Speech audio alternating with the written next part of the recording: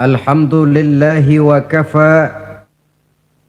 Wassalatu wassalamu ala sayyidina Muhammadin al-Mustafa wa ala alihi wa ashabihi ahli sidqi wal wafa. Amma ba'du. Saudara-saudara kaum muslimin rahimakumullah. Sesungguhnya manusia diciptakan oleh Allah Subhanahu wa taala hanya untuk satu tujuan, yaitu melaksanakan ibadah kepada Allah dalam pengertian seluas-luasnya. Ini dijelaskan dalam satu ayat Quran, "Wa ma khalaqtul jinna wal insa illa liya'budun." Dan tidaklah aku ciptakan jin dan manusia melainkan hanya untuk melaksanakan ibadah kepadaku. Selanjutnya, kita hanya bisa melaksanakan ibadah kalau kita melaksanakan toharoh atau bersuci. Dan kita hanya bisa melaksanakan toharoh atau bersuci kalau kita memperhatikan tentang nazafah atau kebersihan. Maka agama Islam sangat memperhatikan tentang kebersihan ini. Bukan saja ia merupakan pokok dari kesehatan, tapi juga dianggap merupakan bagian daripada nilai iman seseorang. Sehingga Nabi mengatakan, an-nazafatu minal iman. Kebersihan itu adalah bagian daripada iman. Imamul Ghazali rahimahullah membagi tingkat kebersihan itu dalam 4 tingkat besar. Pertama, oleh beliau dinamakan tathhiruz zahir anil ahdasi wal akhbas. Membersihkan sesuatu yang zahir daripada hadas dan kotoran-kotoran. Membersihkan badan yang zahir. Ini merupakan prasyarat agar kita bisa toharoh, dan toharoh merupakan unsur penunjang untuk melaksanakan ibadah. Sesuatu yang barangkali kita anggap soal sepele, kecil, tapi akan menentukan hal-hal yang besar. Kalau saudara toharohnya tidak betul, maka berarti tidak akan bisa melaksanakan ibadah kepada Allah. Padahal ibadah merupakan tujuan daripada penciptaan makhluk bernama manusia ini. Membersihkan diri dari hadas dan kotoran-kotoran. Saudara-saudara kaum muslimin yang berbahagia. Tingkat yang kedua, tathhirul jawarih anil jaraimi wal atham. Membersihkan seluruh anggota badan dari perbuatan dosa dan perbuatan maksiat. Membersihkan anggota badan, membersihkan tangan, membersihkan kaki, membersihkan lidah dari perbuatan yang mengandung dan mengundang dosa. Kalau sekedar membersihkan zahir tangan, barangkali cuci tangan pakai sabun pun selesai. Tetapi membersihkannya dari minal jaraimi wal asab, dari perbuatan yang mengandung dosa dan kesalahan, ini merupakan tugas yang tidak ringan. Pada tahapan pertama, kebersihan yang diajarkan kepada kita umat Islam, bersih badan dari hadas dan segala kotoran yang berbentuk najis. Itu merupakan modal dasar supaya kalau itu bersih kita bisa wudhu. Kalau sudah wudhu kita bisa sholat dan bisa melaksanakan ibadah-ibadah yang lain. Orang tidak mengerti sistem ekonomi menurut Islam, barangkali di akhirat dia tidak akan disidang Allah, karena itu masuk wajib kifayah. Tapi orang tidak betul membersihkan diri daripada hadas, ini tanggung jawab individu, dan dia akan bertanggung jawab di hadapan Allah. Berangkat dari kebersihan untuk menuju kepada yang maha bersih, yaitu Allah Subhanahu wa ta'ala. Berangkat dari kebersihan menuju ke yang maha bersih. Inilah perjalanan dari kehidupan manusia ini. Oleh karenanya dimulai itu dari pembersihan diri. dari segala macam kotoran, dari segala macam najis. Dan tidak usah, terutama adik-adik remaja, para pemuda, tidak usah malu mengkaji masalah-masalah agama, memulainya dari hal-hal yang mendasar kalau memang itu terpakai dalam kehidupan kita. Biasanya kalau diajak ngaji fikih bab apa? Hadas besar, hadas kecil, lah itu mah dari dulu. Dari dulu. Ya memang agama itu dari dulu begitu. Bahwa mau diskusi soal Allah, alam dan manusia, silahkan. Bahwa mau berfilsafat tentang sistem ekonomi dan kebudayaan menurut Islam, oke. Tetapi hal-hal yang mendasar dan terpakai dalam kehidupan sehari-hari jangan dianggap remeh, karena banyak hal-hal kecil yang kita remehkan pada akhirnya menjelimet jadi urusan besar yang mencelakakan kita. Semuanya, gedung yang paling tinggi pun selalu mulai dari pondasi dan lantai dasar. Tiang yang paling tinggi sekalipun mulainya rendah dulu. Begitulah kehidupan beragama yang besar ini dimulai dari kebersihan. Sampai Imam Ghazali memuat satu hadis dalam kitab Ihya beliau, buniyad dinu 'alan nazafah. Agama ini dibangun di atas kebersihan. Lah, kebersihan apa? Pertama, kebersihan zohir. Jadi badan kita ini bersih dari ketempelan najis, dari ketempelan hadas yang bisa menghalangi kita bersuci. Dan tanpa kesucian itu akan menghalangi kita untuk melaksanakan ibadah kepada Allah. Nah, kalau itu sudah bersih, naik kepada kebersihan yang kedua sekarang. Lebih bersifat filosofis, tathhirul jawarih.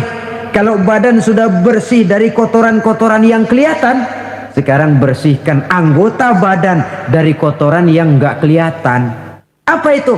Dosa, kesalahan. Dosa itu kan bakal jadi daki. Tahu daki? Yang kalau sudah berkarat dalam hati akan menjadi dinding yang membentengi dan membatasi kita dengan Allah. Apakah Allah jauh dari manusia? Tidak. Apakah Allah membatasi hubungan dengan manusia? Tidak. Yang membatasi manusia sendiri berupa lapisan-lapisan dosa yang dia kerjakan. Makin banyak dosanya, makin tebal dinding antara dia dengan Tuhannya. Dalam kondisi begitu, doa udah jauh banget dikabulin. Jadi kalau sudah berangkat dari kebersihan badan, melangkah yang kedua, anggota badan bersihkan dari kotoran yang nggak kelihatan. Apa itu? Anil jaraim, dari perbuatan dosa. Tangan bersihkan. Makanya tidak cuma sekedar lewat itu, lewat wudhu saja kita sudah diajarkan toh. Ketika membasuh dua tangan di awal wudhu, Allahumma inni as'alukal yumna wal barakah wa a'udzubika minasyu'mi wal halakah. Ya Allah, saya mohon kepadamu keberkahan di dua tangan ini ya Allah. Supaya tangan ini dibawa dagang untung, dibawa bertani panen, dibawa ngobyek gol. Tangan yang membawa berkah. Wa a'udzubika minasyu'mi wal halakah.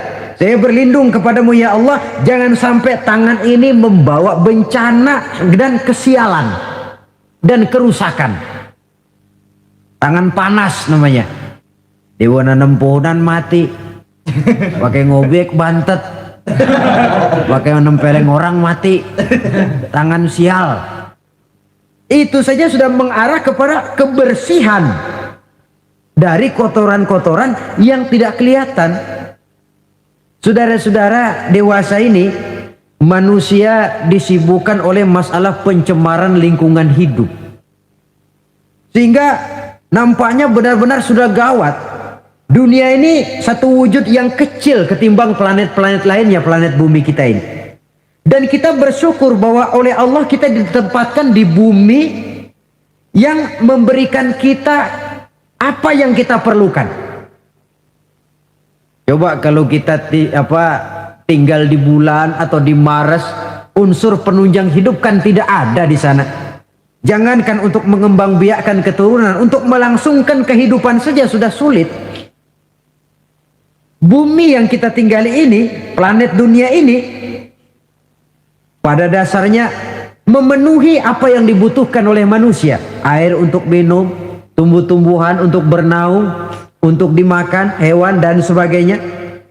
Tapi setelah masuknya era industri dan pemakaian alat-alat modern, mulai terjadi penyalahgunaan berbagai sumber daya alam, lalu terjadilah apa yang disebut pencemaran alam. Orang mulai cemas, orang mulai bingung, orang mulai panik bahkan di sebagian tempat. Ini apa ini? Berangkat dari tingkat kesucian yang kedua. Suci anggota badannya dari perbuatan dosa. Saudara hadirin yang saya hormati, hilangnya keseimbangan alam akan merugikan manusia. Dahulu ketika kita menghadapi musim banjir, orang bilang kepada saya, "Banjir Pak." Saya bilang iya. Tapi saya pikir-pikir bukan salah orang kok, salah air. Bukan salah air, saya bilang, salah orang. Salah orang bagaimana Pak? Iya, tempat air ditempatin. Giliran yang punya tempat datang nggak ngerti tempat gue, lo kenapa di sini? Terjadilah yang namanya banjir. Artinya apa ini? Pemanfaatan dan penata kotaannya yang tidak terarah, sehingga menyebabkan hilangnya keseimbangan alam. Bumi tercemar, udara tercemar, air tercemar, tumbuh-tumbuhan tercemar, kemudian hewan ikut kena yang namanya pencemaran. Ini akibat apa? Akibat ulah daripada manusia juga. Apa sih yang menyebabkan orang lalu tidak bisa menahan diri sehingga menimbulkan dampak negatif yang merugikan manusia itu sendiri? Saya lihat pertama, sifat rakus, tamak bin serakah. Sifat tamak dan rakus ini kan sering mendorong orang untuk menghalalkan segala macam cara. Dia rela menari di atas mayat orang lain. Dia mau senyum di atas tangisan orang lain. Dia mencari bahagia di atas penderitaan orang lain. Mengikuti sikap tamaknya akhirnya rakus, menghalalkan segala macam cara. Tidak terikat lagi oleh yang namanya nilai, norma, dan kaedah-kaedah yang harus dihormati. Perlu menipu, ya nipu. Perlu meras, ya memeras. Perlu membohongi orang, ya membohongi orang. Sikap tamak cenderung mendorong orang untuk menguras sumber daya alam, sehingga alam lalu kehilangan keseimbangannya. Ketika terjadi musibah, sasaran utama tentu manusia sendiri. Karena tamak, orang nggak sanggup lagi menjaga anggota badannya. Tangan seambil-ambilnya, mulut seomong-omongnya, mata selihat-lihatnya, mulut semakan-makannya, perut seisi-isinya. Tidak lagi selektif. Sedangkan kita orang Islam ini umat yang selektif. Bahwa kita makan, kita minum, kita berpakaian, seluruhnya dibatasi oleh pertanyaan, yang saya minum ini, yang saya makan ini, yang saya pakai ini, yang saya usahakan ini, Allah ridho apa tidak? Itu bedanya orang Islam dengan orang yang di luar Islam. Ada kaedah dan norma yang membatasi dia, yaitu pertanyaan Allah ridho apa enggak. Bukan cuma mengejar keuntungan relatif, bukan cuma mengejar keuntungan yang sedikit, lalu menguburkan dan menentang hati nurani sendiri. Karena sikap tamak, orang tidak sanggup mengendalikan diri, maka seluruh anggota badannya lalu tidak terjaga lagi anil jaraim, dari perbuatan dosa dan salah. Hilang sudah. Nah, orang begini, kalaupun dia suci daripada hadas kecil dan hadas besar, tapi anggota badan lainnya tidak terpelihara dari perbuatan dosa, lah sama juga bohong. Hadas kecil nggak punya, hadas besar nggak punya, wudhu sering, tapi nyolong jalan terus. Mulutnya fitnah orang, suka betul, gunjing orang, iya. Makan yang haram, iya. Nipu orang lain, iya. Itu namanya tidak menjaga anggota badan dari kotoran-kotoran yang abstrak. Ini yang saya lihat penyebab pertama, sikap tamak. Yang kedua, sikap materialistis. Ini merupakan pemacu paling utama sikap materialistis yang ideologinya biasanya ideologi perut ini. Hidup cuma isi perut. Karena itu materi tujuan utama. Kalau perlu nipu, nipu. Kalau perlu ngebohongin orang, ngebohongin orang. Kalau perlu korupsi, korupsi. Sampai sekarang ini bukan cuma buku, bahkan sampai kepada hak cipta, sampai kepada produksi, sampai kepada hal-hal yang berkaitan dengan hubungan dengan dakwah, masih terkena yang namanya bajakan. Dan yang aneh bahwa ya tahu itu barang bajakan, toh masih ada saja yang mau jual. Ini kalau tidak didorong oleh sikap materialistis, mengejar keuntungan relatif dengan menekan perasaan pribadi, sudah merugikan orang lain, merugikan teman, nggak soal bahwa dia menari di atas penderitaan orang, bahwa dia senyum di atas bangkai saudaranya misalnya, bukan soal bagi dia. Yang penting target materi tercapai. Kalau sudah kemarilah cara berpikir orang, bukan saja dia menginjak hak azasi daripada orang lain, tapi dia sudah menjerumuskan dirinya sendiri. Mungkin dia orang macam ini terlepas dari pengadilan dunia, tapi tidak seorang pun yang akan lepas dari pengadilan Qadhi Rabbul Jalil, di mana akan diputar seluruh film kegiatan hidup kita, sejak dari yang sekecil-kecilnya sampai kepada yang sebesar-besarnya.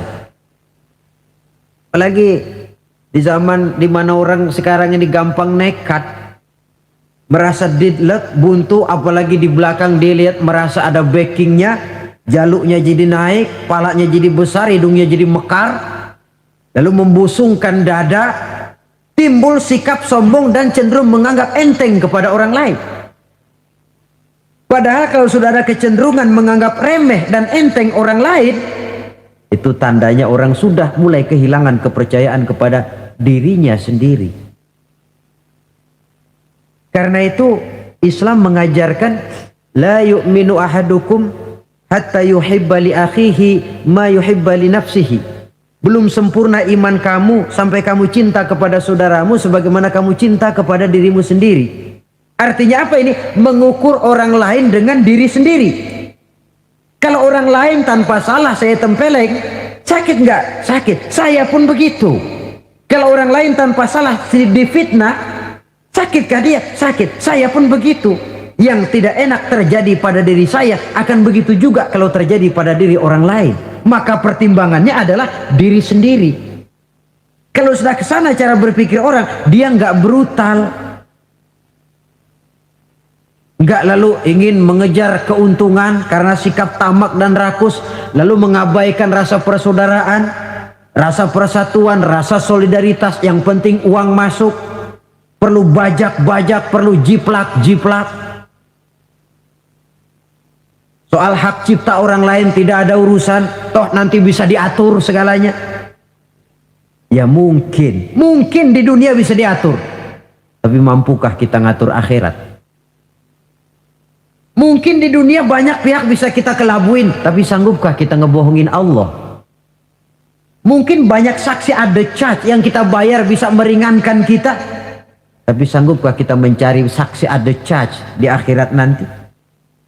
Keyakinan semacam ini yang membatasi pola dan gaya seorang muslim dalam menjalani kehidupan. Dia berupaya menjaga kebersihan, setelah kebersihan badannya, kebersihan anggota badannya dari perbuatan yang mengundang salah dan dosa. Setelah sikap materialis, saya lihat lagi yang mendorong orang tidak sanggup mengendalikan diri dan menjaga diri dari kotoran tadi. Apa? Takabur dan kurangnya rasa malu. Kalau tidak punya rasa malu sama sekali. Ini membudayakan rasa malu zaman sekarang saya anggap penting ini. Di saat nilai bergeser, prinsip orang sekarang sudah prinsip hidup cuek sih. Kenal cuek? Cuek kenal gak? Sebodoh teing sama orang lain. Malah ada pepatah Arab yang saya lihat banyak dipakai orang sekarang. Bul ala zamzam fatu'raf katanya. Kencingi air zam-zam nanti kamu terkenal. Artinya kalau pengen terkenal bikin yang aneh-aneh. Sumur zam-zam dikencingin tuh bakal terkenal seluruh dunia. Orang kenal, gila bener tuh kok sumur zam-zam dikencingin. Terkenal tapi terkenal nggak benernya. Nah orang nggak peduli bener apa nggak bener, yang penting terkenal dulu. Istilahnya biar tekor asal nyohor. Artinya kalau pengen cepat terkenal bikin yang aneh-aneh. Pakaian yang aneh-aneh, rambut yang aneh-aneh, gaya jalan yang aneh-aneh, cara bergaul yang aneh-aneh. Makin dianggap aneh makin cepat terkenal. Kalau dulu kita dianggap aneh kan malu, risih rasanya, riskan. Orang apa sih kamu pada ngeliatin gua, ada yang gak beres apa? Sekarang malah sengaja dicari yang paling aneh dan demonstratif. Demonstratif. Membudayakan rasa malu ini saya anggap cukup mendesak zaman sekarang ini.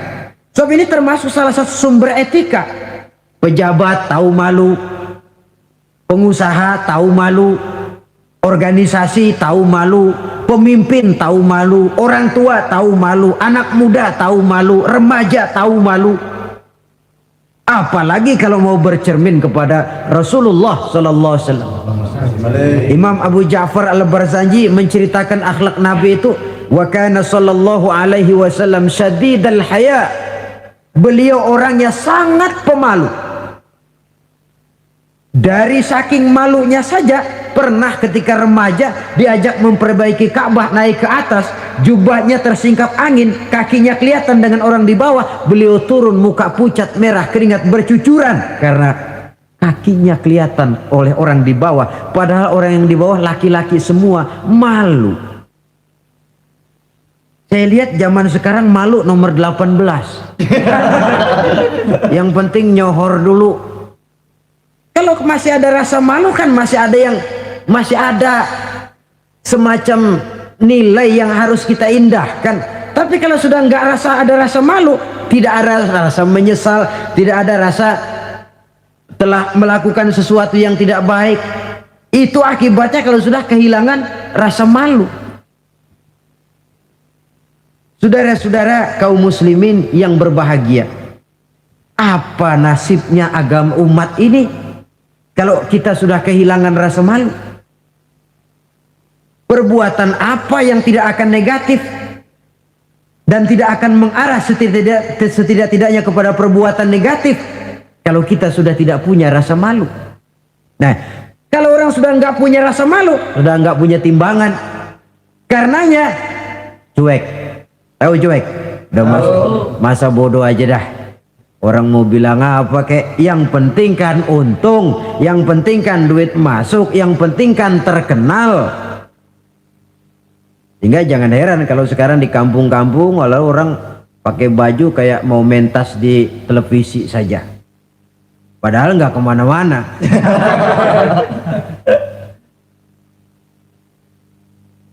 Jadi korban daripada yang namanya mode. Memang mode itu nggak bisa, namanya mode siapa yang bisa ngelarang? Mode itu musim, musim kan nggak bisa dilarang. Musim hujan bisa nggak dilarang? Tidak bisa dilarang. Kalau sudah datang ya datang. Musimnya habis. Musim rambutan nggak bisa dilarang, nggak boleh musim rambutan, ya tetap saja. Tapi kalau musimnya sudah habis ya habis.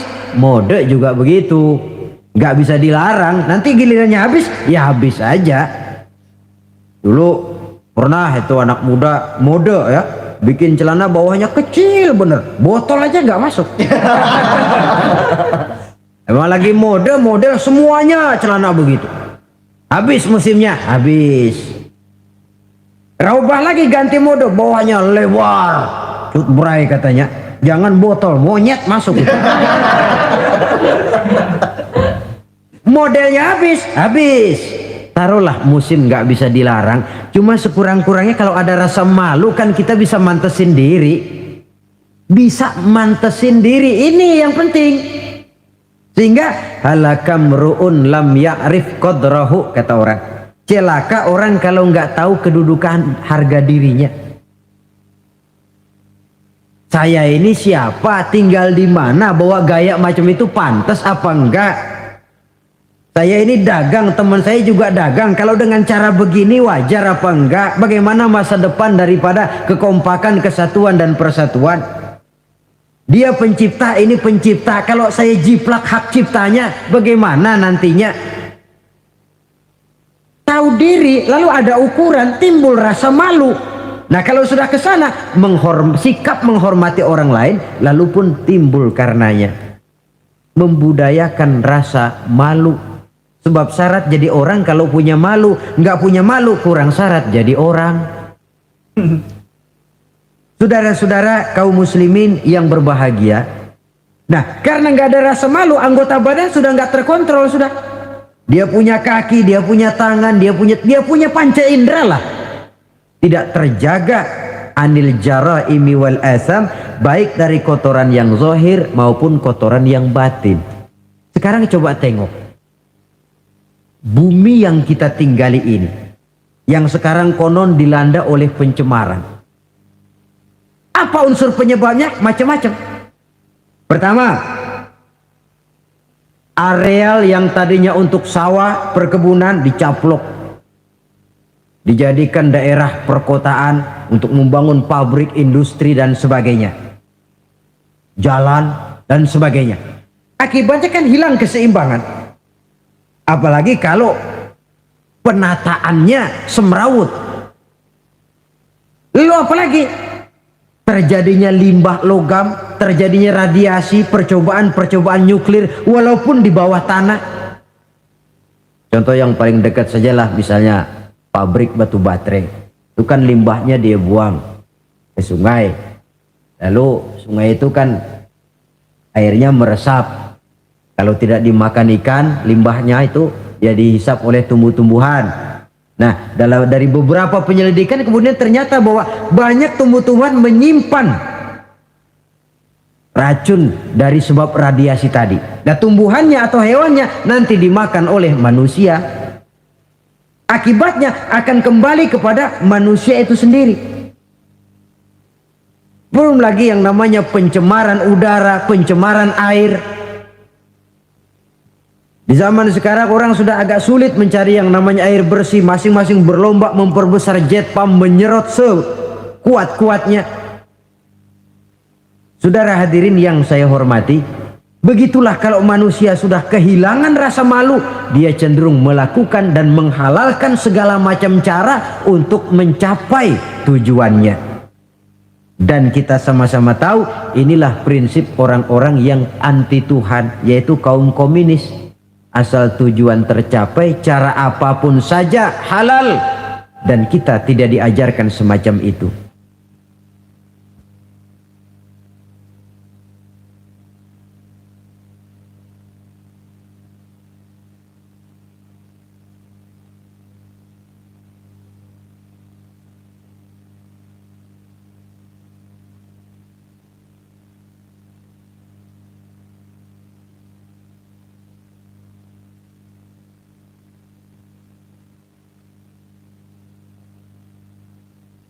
Tingkat kebersihan yang ketiga menurut Al-Imamul Ghazali, tathhirul qalbi anil akhlaqil mazmumah, menjaga kebersihan hati dari akhlak yang tercela. Ini sudah tingkat yang lebih tinggi lagi. Kita tahu bahwa tubuh manusia ini bisa kita ibaratkan seperti kerajaan. Yang menjadi raja adalah hati, sementara seluruh anggota badan cuma sekedar prajurit pelaksana. Itu sebabnya dalam satu hadis dikatakan oleh baginda Nabi, ala inna fil jasadi mudghah, iza salahat salahal jasadu kulluh, wa iza fasadat fasadal jasadu kulluh, ala wahiyal qalbu. Ketahuilah bahwa dalam tubuh manusia ada segumpal daging. Kalau daging itu baik, seluruh tubuh akan menjadi baik. Kalau daging itu rusak, seluruh tubuh akan ikut menjadi rusak. Dan daging itu tidak lain adalah hati. Hati adalah komandan, jenderal. Sementara seluruh anggota badan yang lain merupakan prajurit pelaksana yang hanya patuh kepada komando jenderal. Kaki hanya bergerak kalau hati bilang jalan kau. Tangan hanya bergerak kalau dikomandoi oleh hati. Maka kalau hati baik, seluruh anggota badan akan mengarah kepada yang baik. Tapi kalau hati rusak, anggota badan akan mengarah kepada yang rusak juga. Tapi ini lalu tidak berarti orang harus berpikir terbalik. Kalau begitu, yang penting hati kita baik kan. Gak sembahyang juga kalau hati udah baik, nggak ngapa-ngapa udah. Itu pemikiran yang paling keliru. Karena bagaimanapun kita dalam beragama ini kan punya standar, punya ukuran. Standarnya siapa? Ya baginda Rasulullah. Beliau hatinya orang yang paling baik, tapi tetap sholat. Beliau orang yang hatinya bersih, tapi hukum halal haram tetap berlaku. Beliau orang yang hatinya sangat bening, tapi tetap puasa Ramadan dan sebagainya, ibadah-ibadah yang itu standar namanya. Kalau merasa hati sudah bersih, oh biar gua nggak sembahyang juga tapi hati kan bersih. Loh, prinsip itu saja sudah menjelaskan ngeresnya hati. Saudara hadirin yang saya hormati, oleh karena itu membersihkan hati dari akhlak yang tercela ini merupakan tugas utama. Bahkan dijelaskan oleh Imamul Ghazali, penyakit zohir sangat jauh bedanya dengan penyakit hati, penyakit batin. Apa bedanya? Pertama, kalau penyakit zohir biasanya kita yang punya penyakit lebih tahu dari orang lain. Tapi kalau penyakit hati, penyakit batin, biasanya orang lain lebih tahu dari kita yang punya penyakit. Misalnya, kita punya bisul di belakang, itu penyakit zohir kan? Kita tahu, orang lain nggak tahu. Enak temen datang bercanda, dia tepak aja belakang. Udah melintir-melintir kita. Dia nggak tahu, kita tahu. Penyakit zohir, kita yang punya penyakit lebih tahu dari orang lain. Tapi kalau penyakit hati, penyakit batin, kadang-kadang orang lain lebih tahu, kita yang punya nggak berasa. Misalnya sombong, ya. Kita nggak berasa, kita anggap wajar saja. Orang lain yang nilai, sombong sih kamu. Hasud, dengki, kita anggap wajar. Orang lain bilang, karangan hatimu. Hasud betul sih, nggak seneng lihat orang lain dapat nikmat. Tetangganya beli TV aja meriang. Saudara hadirin, penyakit batin orang lain lebih tahu dari kita. Lalu apalagi bedanya? Kalau penyakit zohir, penyakit badan, itu hanya merusak kehidupan dunia. Resikonya paling-paling mati. Tapi penyakit batin tidak hanya merusak kehidupan dunia, ikut juga menghancurkan kehidupan akhirat. Saudara kena penyakit dunia, penyakit zohir ya. Taruhlah kanker misalnya. Taruhlah darah tinggi misalnya. Paling-paling mati, itu saja. Dunia saja. Tapi kalau saudara terserang penyakit sombong, riya, takabur, ujub, sum'ah, bukan cuma dunia, di akhirat dia akan jadi racun yang menggeragoti amalan kita. Dunia akhirat dirusak. Penyakit sombong. Di dunia umumnya kan kita jarang mau berteman sama orang sombong, menjauh malah. Sombong bener siapa teman lo, begitu. Di akhirat, al-mutakabbir itu cuma Allah kok. Salah satu asmaul husna al-mutakabbir, Allah itu. Yang sombong, yang pantas sombong cuma Allah. Anal mutakabbir, akulah yang paling besar. Makanya takabur itu asal katanya takabbaro ya takabbaru, membesar-besarkan diri. Nggak besar aja, gedein aja dirinya. Saudara hadirin yang saya hormati, yang ketiga, kalau penyakit zohir banyak dokternya, apalagi di zaman spesialisasi sekarang ini, tinggal nyari aja dah. THT, yang kanker, yang tulang, yang jantung, yang macam-macam penyakit, ada dokter spesialisnya. Tapi penyakit batin cuma agama dan kemauan dari orang yang bersangkutan untuk memperbaiki diri. Tanpa itu sulit untuk dirubah. Tanpa dekat dengan agama, tanpa kemauan yang kuat memperbaiki diri, orang sulit terobati dari penyakit-penyakit batin. Makanya kalau para dokter sangat serius melakukan penyelidikan, mencari penangkal obat, penangkal penyakit yang hanya merusak kehidupan dunia, apa kita nggak lebih sungguh-sungguh memusatkan perhatian mengobati penyakit yang kalau diserang penyakitnya bukan cuma dunia, akhirat ikut bangkrut. Itu yang dinamakan dengan penyakit-penyakit batin. Saudara hadirin yang saya hormati, ada lagi di zaman sekarang orang berpikir yang penting kan percaya saja sama Tuhan, lalu hati baik sudah cukup. Loh, kalau memang percaya kepada Tuhan dan hati baik cukup, tidak perlu Allah sampai mengutus 25 Rasul ke alam ini. Sebab tanpa Rasul pun manusia bisa kok kenal Tuhan. Cuma Tuhan yang mana? Yang sebenarnya Tuhan atau cuma yang dipertuhan saja? Yang bukan Tuhan tapi dianggap Tuhan? Tanpa mengutus Rasul mungkin manusia percaya bahwa di luar kekuatannya ada super power yang manusia merasa bergantung ke sana, lalu menegakkan tata cara peribadatan untuk menghormati sang super power tadi. Tetapi percaya kepada Allah itu kan tidak cukup cuma sekedar percaya saja, lantas diiringi dengan pelaksanaan ibadah yang sasarannya untuk mencapai bersihnya hati ini.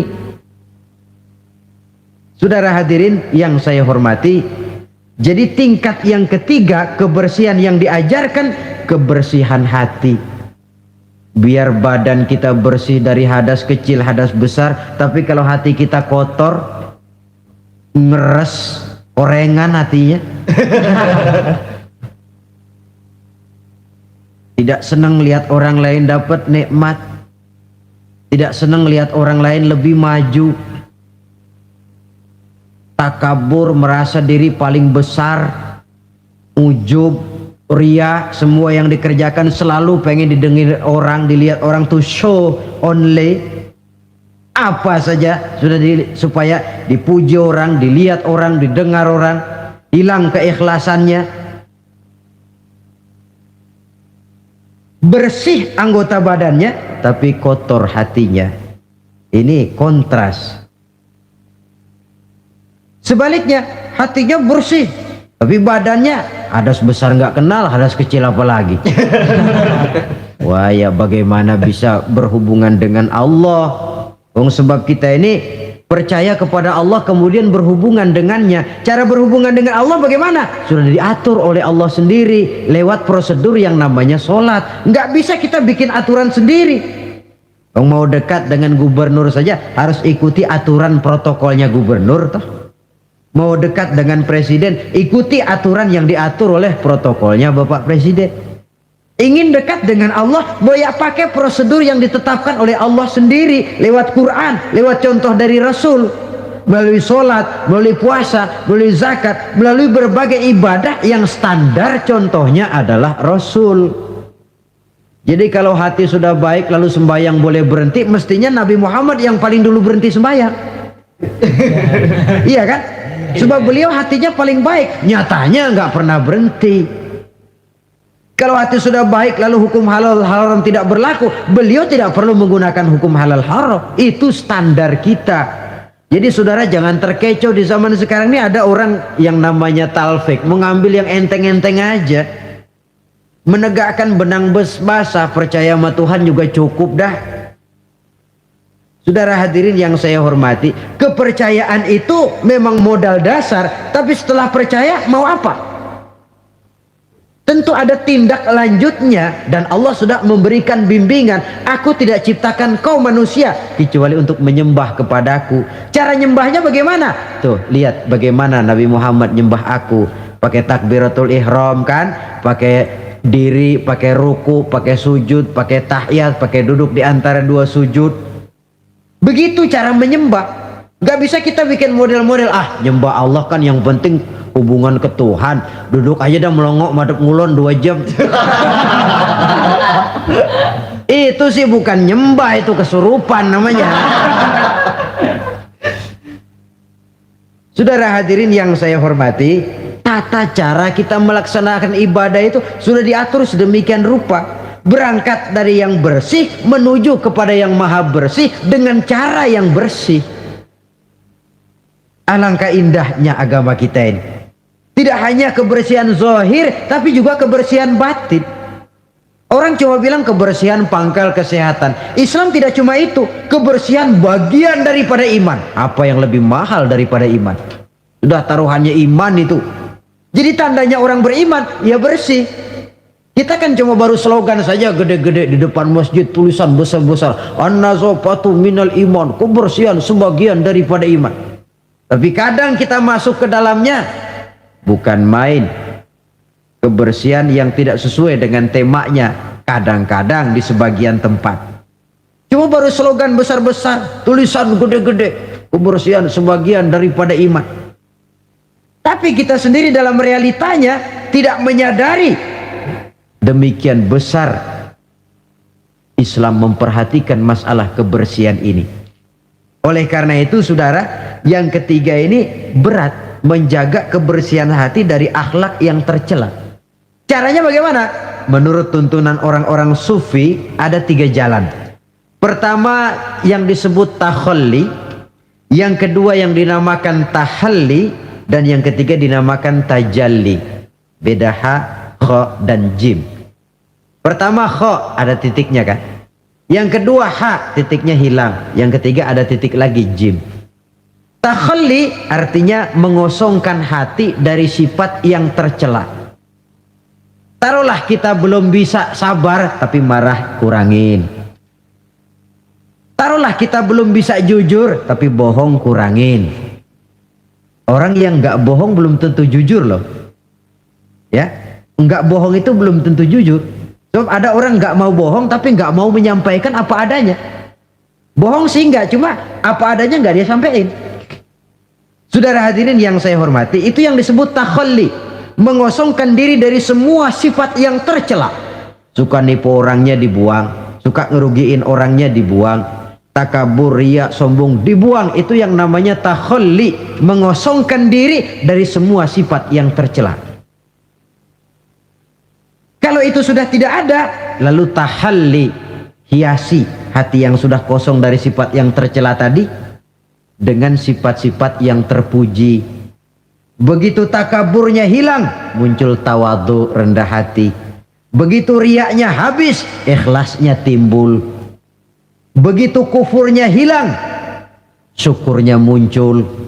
Tahalli namanya. Jadi ibarat rumah, habis kita sapuin, kita pajangin, dekorasiin, didekor lah.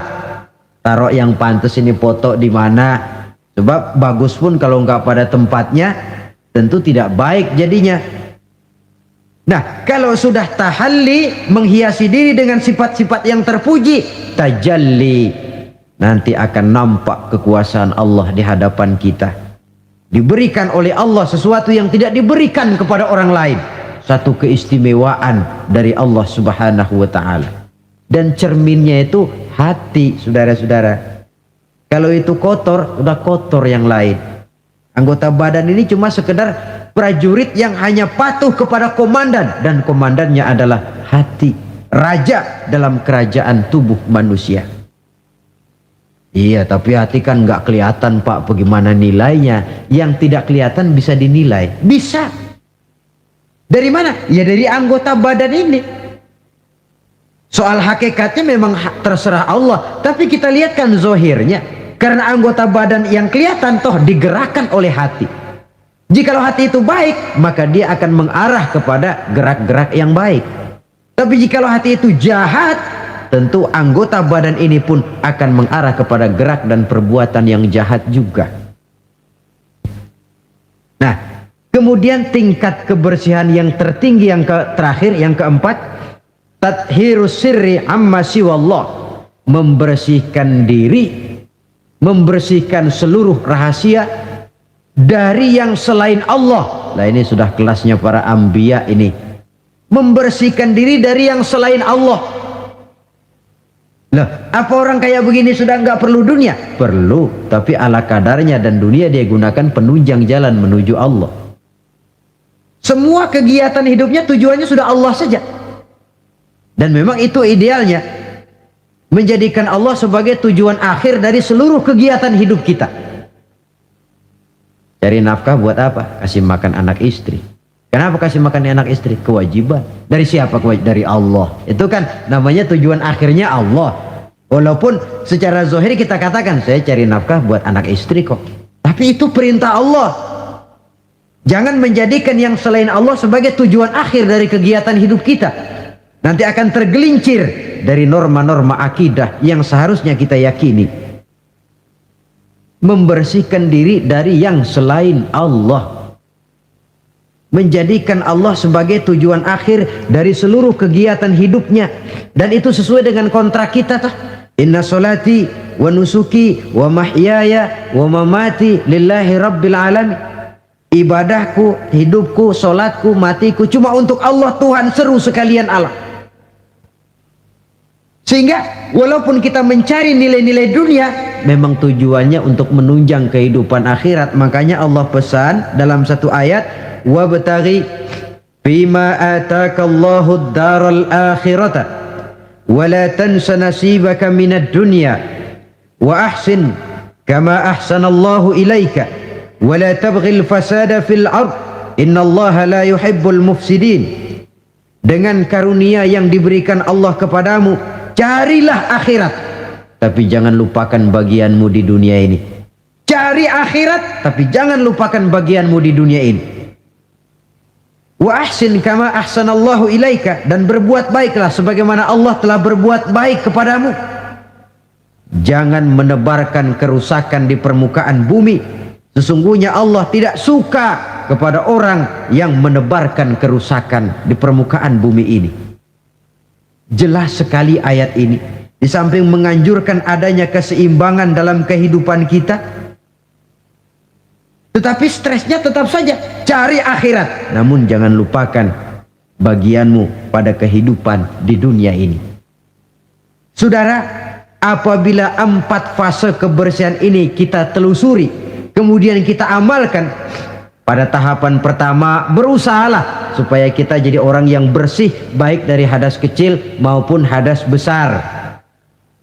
Syukur kalau saudara misalnya sudah biasa hidup, membiasakan mempunyai wudhu dalam hidup ini.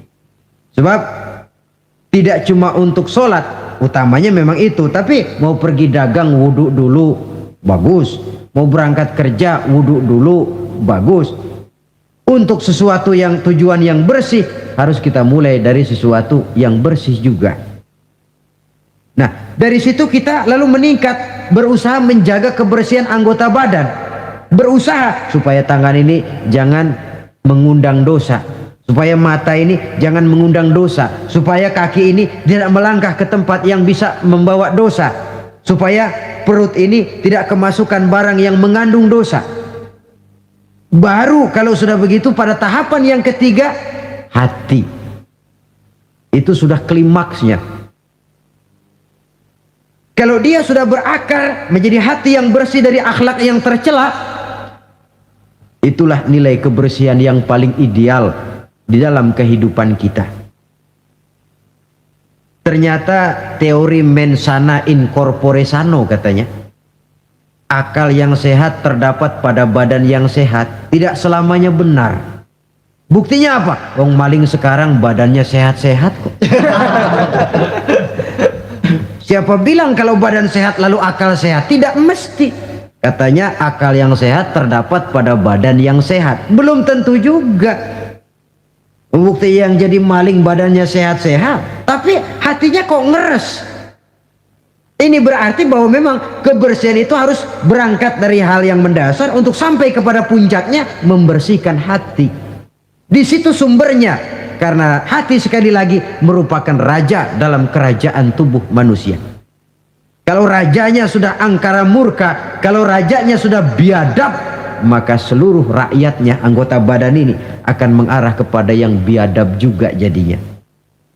Tetapi lagi-lagi bahwa usaha pembersihan hati ini harus melalui jalan yang telah dicontohkan oleh standar dalam kehidupan beragama, yaitu Nabi kita Muhammad sallallahu alaihi wasallam.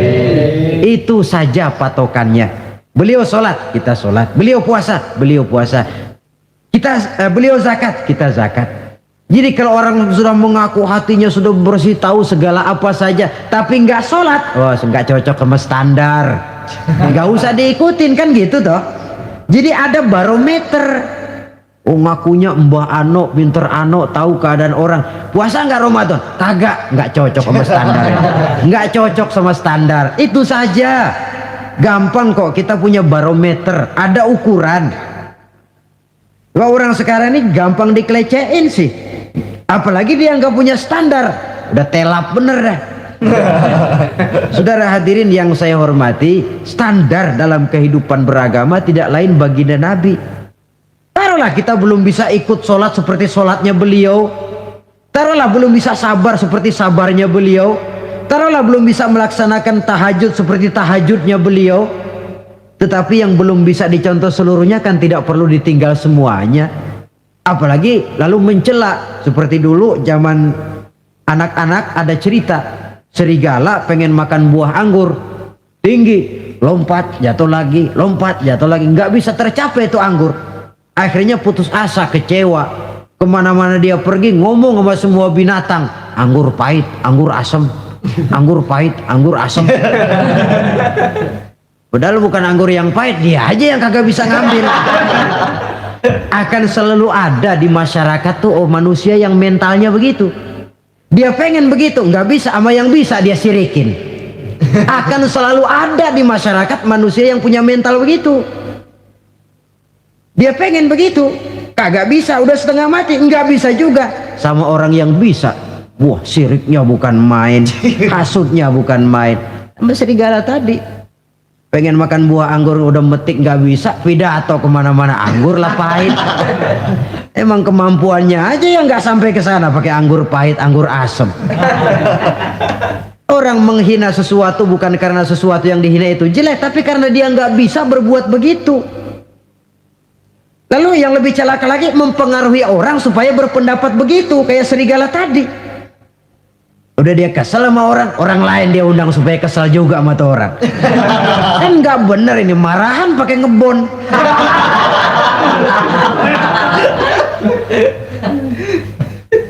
Akan selalu ada di tengah masyarakat orang yang punya mental yang disebut rationalization itu, rationalization. Penyakit kejiwaan itu sebenarnya. Dia pengen punya televisi, setengah mati nggak bisa juga, tetangganya bisa duluan, habis dia katain, emang dia miara tuyul, gue tahu. Sudah macam-macam. Saudara hadirin yang saya hormati, jadi sekali lagi kita berangkat dari standar. Kalau sama dengan standar, mari kita ikuti. Kalau tidak sama dengan standar, berpikirlah lebih jauh lagi. Karena agama ini ajarannya jelas, yang jadi contoh dalam pelaksanaannya juga jelas. Jangan dalam kejelasan lalu kita cari yang remeng-remeng dan samar-samar. Apalagi di zaman dimana orang sekarang mudah kehilangan pegangan hidup. Dalam kondisi kalut, nyari pegangan. Ya orang kalau lagi hanyut di kali, rumput juga dia pegangin. Dia tahu rumput lemah, nggak akan kuat nahan bobot badan yang berat, tapi karena lagi perlu, tahu dia pegang juga. Ini kan cermin dari jiwa manusia. Dalam keadaan goncang dia perlu pegangan. Ya untung kalau ketemu yang baik, kalau enggak sepegang-pegangnya. Saudara hadirin yang saya hormati, jadi dengan demikian kita ambil kesimpulan. Pertama, Islam agama yang sangat memperhatikan kebersihan. Baik itu kebersihan zahir, lebih-lebih lagi kebersihan batin. Yang kedua, dalam Islam kita berjalan menuju zat yang maha bersih. Karenanya harus bertolak dari kebersihan. Yang ketiga, Kebersihan diawali dengan hal yang paling mendasar, kebersihan pribadi. Lalu nanti kalau sudah mengarah kepada anggota badan, itu sudah termasuk menjaga kebersihan kolektif, bermasyarakat. Artinya kalau anggota badan kita sudah terpelihara dari perbuatan dosa, artinya kan kita sudah menjaga diri jangan sampai merugikan orang lain. Jangan sampai membuat onar di masyarakat. Jangan sampai menimbulkan kerugian kepada sesama. Itu sudah mengarah kepada dampak kehidupannya dalam masyarakat. Kalau yang pertama tadi, tingkat kebersihan pertama, individu bersih dari hadas kecil dan hadas besar. Nah, yang kedua, tatkala bersih anggota badan dari perbuatan dosa, ini sudah mengarah kepada menjaga ketenangan dalam masyarakat. Ya, masyarakat kita, yang petani, masyarakat petani, yang pedagang, masyarakat pedagang, yang mahasiswa, masyarakat mahasiswa, yang politikus, masyarakat politikus, yang seniman, masyarakat seniman. Masing-masing pihak menjaga anggota badan dari perbuatan yang bisa berbuat dosa. Itu sudah termasuk menjaga kemaslahatan dan keselamatan bersama. Nah, kalau sudah sampai kepada puncaknya, pembinaan pribadi, pembersihan hati dari sifat-sifat yang tercela. Kemudian menghiasinya dengan sifat-sifat yang terpuji untuk mencapai satu makom yang tinggi di hadapan Allah Subhanahu wa ta'ala. Mungkin dengan pendidikan, dengan pangkat, dengan harta, kita bisa berlomba mencari kedudukan di dunia.